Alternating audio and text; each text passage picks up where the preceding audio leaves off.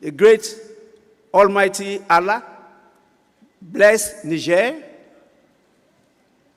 Almighty Allah bless Ghana. Almighty Allah bless Burkina Faso. Almighty Allah bless Chad. Almighty Allah bless great Mali. And God bless the enduring friendship between all our nations. What if we told you that Ghana, long seen as a darling of Western diplomacy in West Africa, is now taking a dramatic and unexpected turn? That behind the calm diplomacy and economic promises lies a nation quietly reconsidering its alliances, shifting its gaze northward toward a rising revolutionary force shaking the very foundations of neo-colonial dominance in Africa? Yes, you heard that right. Ghana is now signaling a historic move, joining the alliance of Sahel states, the AES, alongside Mali, Burkina Faso, and Niger. A decision that could change the balance of power in West Africa forever. Once celebrated as the gold standard of democracy and peace in West Africa, Ghana has become increasingly uneasy. Uneasy about foreign military presence. Uneasy about IMF debts. Uneasy about watching its neighbors rise up in unity while it's still bound by old agreements written in foreign capitals. But what changed? Why now? Why would Ghana, home of Kwame Nkrumah's Pan-African dream, finally make this radical pivot? That dream, long buried by coups, loans, and foreign influence, is being resurrected. And this time, it's not just about independence. It's about reclaiming African identity, resources, sovereignty, security. The Sahel nations have declared the era of dependency over, and Ghana may now be ready to echo that call. Over the past year, Ghana has witnessed something stirring.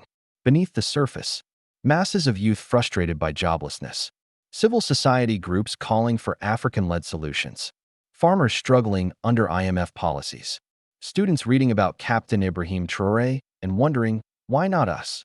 And now, whispers have turned into declarations. Inside government circles, military barracks, university campuses, and even among opposition parties, the message is clear. Ghana must prepare for a new era. Across the Sahel, something is being built without foreign aid. Roads, hospitals, schools, an army of the people.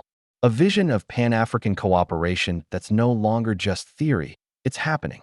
And Ghana, watching carefully, may be ready to become the bridge between the coastal states and the revolutionary belt stretching across the Sahel. The West? They're not happy. France is nervous. The US is watching. ECOWAS is scrambling. Because if Ghana, the anchor of the Anglophone West African coast, joins the AES, it would mean more than a fourth member. It would mean legitimacy, momentum, and the final crack in the wall of neo-colonial control in Africa. So what happens next?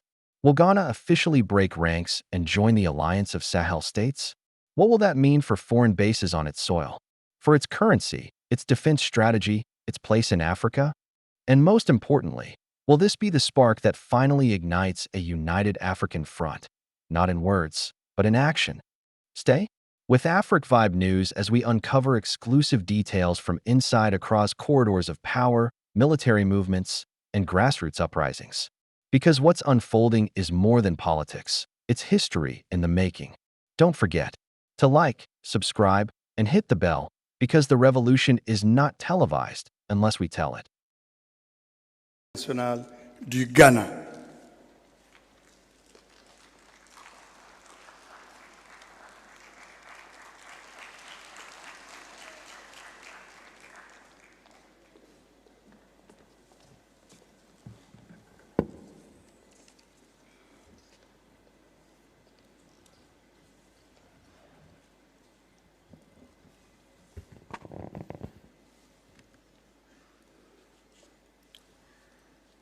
Bonjour.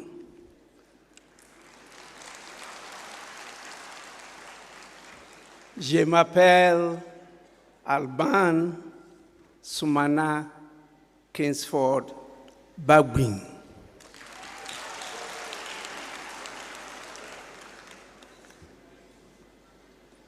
I we want to, with all reverence, acknowledge the presence and leadership of the Prime Minister, His Excellency Muhammad Lamini Zaini,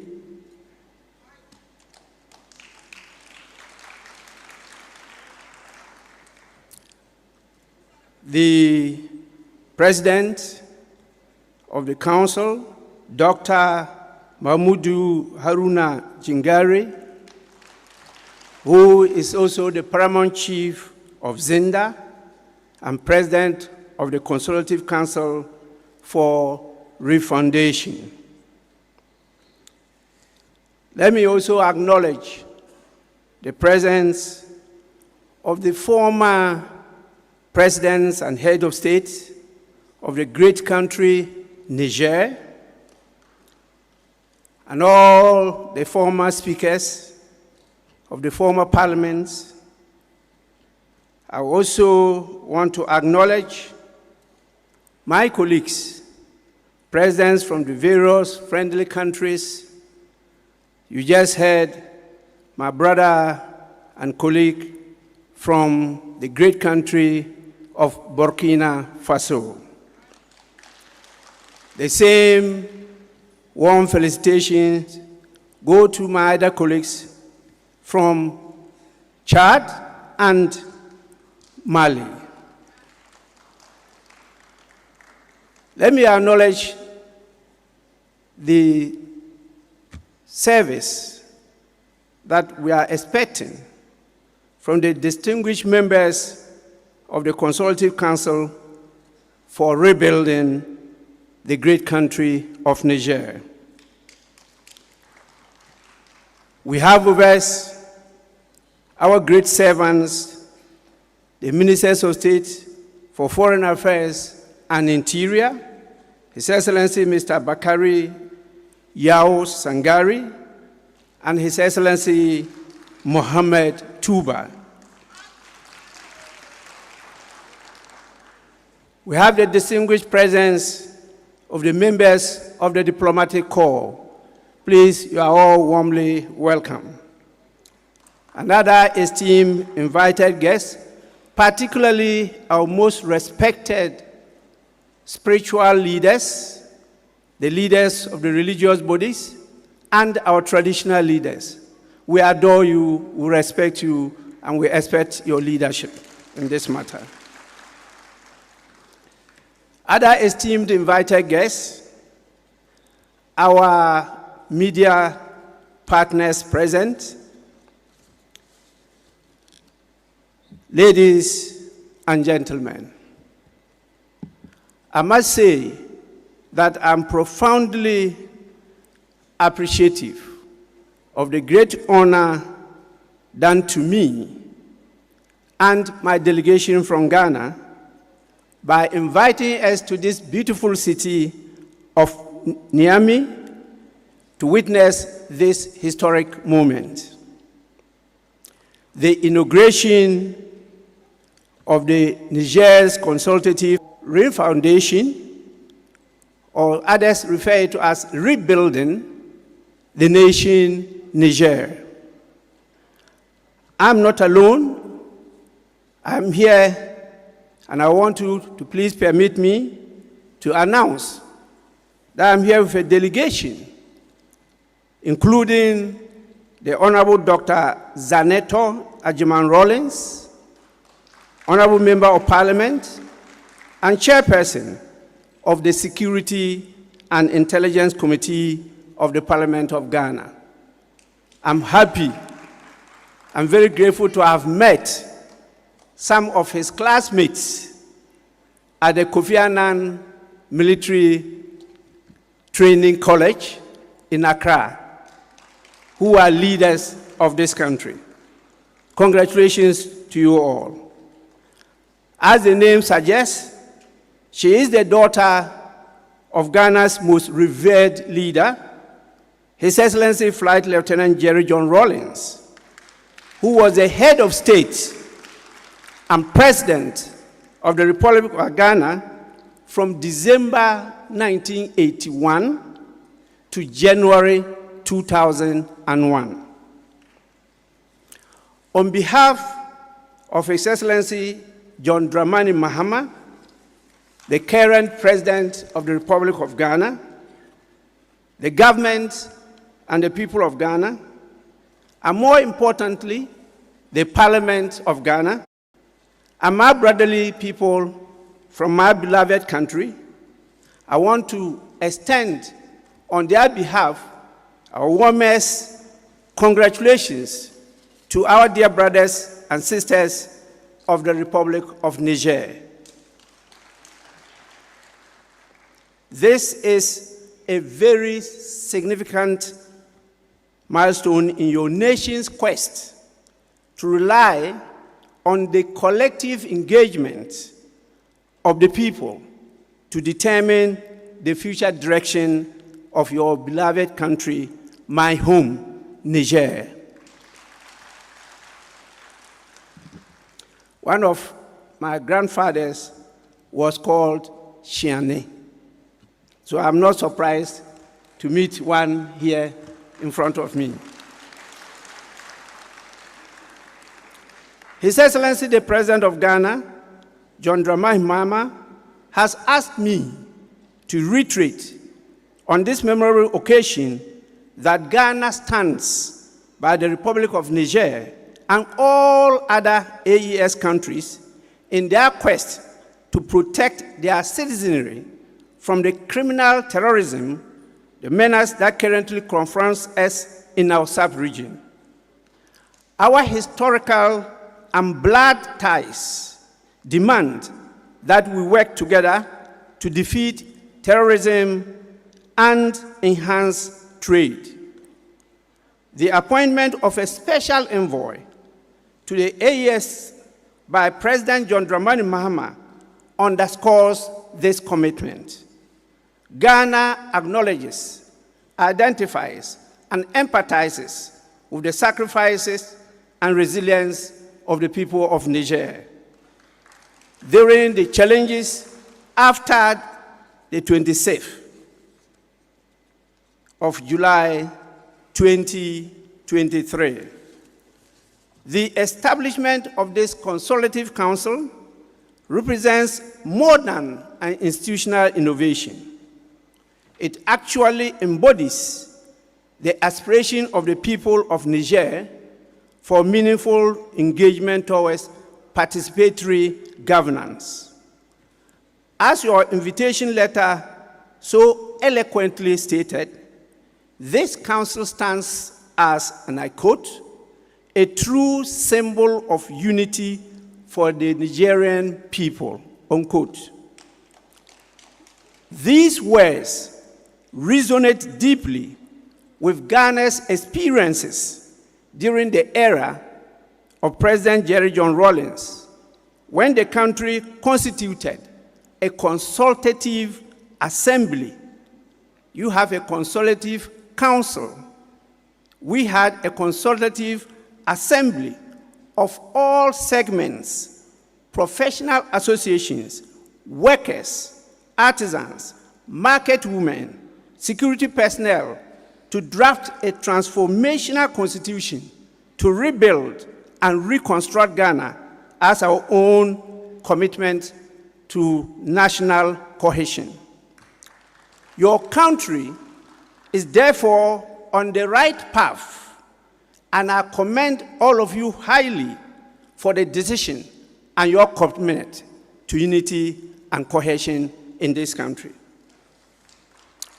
The bonds between Ghana and Niger run very deep, very rooted in our blood relations, shared history, common challenges, and mutual aspirations for justice, peace, and prosperity. Today, as we witness Niger's commitment to re-foundation or rebuilding, I wish to remark that nation building is a continuous journey of hard work in motion, an unending journey of renewal and improvement.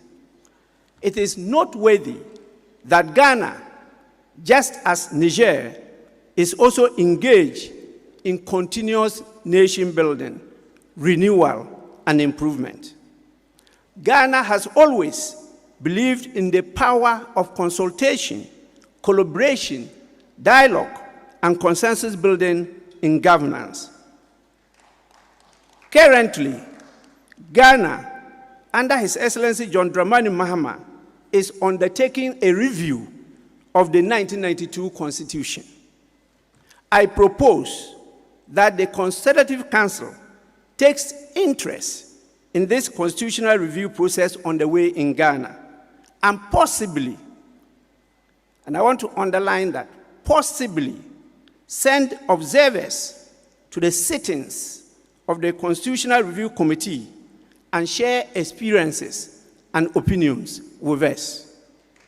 I personally will ensure that their presence in Ghana will be well taken care of. Our own experiences in the evolution of governance over the years has taught us that lasting reforms emerge not from isolation, but from inclusive conversations that bring together diverse voices, perspectives, and experiences. The national dialogue that gave birth to this council exemplifies this principle beautifully. And I want to encourage you to go in that tangent, and you will never regret for doing that. Everybody matters in Niger, and everybody must be included in what the governance of the country is doing. And so you are on firm foundation, you are on solid rock, and I encourage you never to be deterred by any person. As broadly West African states, we face similar challenges, from economic development and youth empowerment to climate resilience and regional security. The collaborative spirit that brings us together today demonstrates that our strength lies in our unity and our willingness to learn from one another. To the honorable members of this newly inaugurated council, having myself been in Parliament for 33 years now, and as the Speaker of Ghana's Parliament and the President of the Conference of Speakers and Presidents of African legislatures, I offer this humble counsel. Please, it is only a counsel. Wait! You liar! What's wrong, ma? You said I can borrow up to 1 million naira on Okash, right? Carry forward your mandate with the knowledge that you bear the hopes, aspirations, and dreams not only of millions of Nigerians, that is over 26 million people, but also of the people, particularly the youth of the whole sub-region. Let your deliberations be guided by wisdom, your decisions by justice, and your actions by the common good. Ghana stands ready to support Niger's nation-building refoundation journey in whatever capacity we can. You will never walk alone. We are with you throughout the journey. Whether through the sharing of experiences, technical cooperation, or continued diplomatic engagement, we remain committed to strengthening the ties that unite our people. In conclusion, let me take this opportunity to thank the President of the Consultative Council for inviting us to be part of this historic ceremony. And let me also serve notice to you that as Consultative Council for Refoundation, you are the beacon of hope, not only, once again, for Niger, but for our entire region and continent. We are very proud of your leaders, and we share in whatever they do. May it demonstrate that through dialogue, commitment, shared purpose, and mutual coexistence, we can build institutions and communities that truly serve our people and secure a brighter future for generations yet unborn. I wish you success in your noble endeavors, and I look forward to witnessing the positive transformations that will undoubtedly emerge from your work to unlock the potentials and development of this great nation, Niger.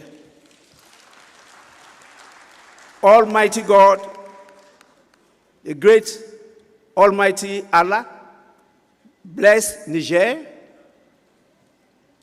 Almighty Allah, bless Ghana. Almighty Allah, bless Burkina Faso. Almighty Allah, bless Chad. Almighty Allah, bless great Mali. And God bless the enduring friendship between all our nations.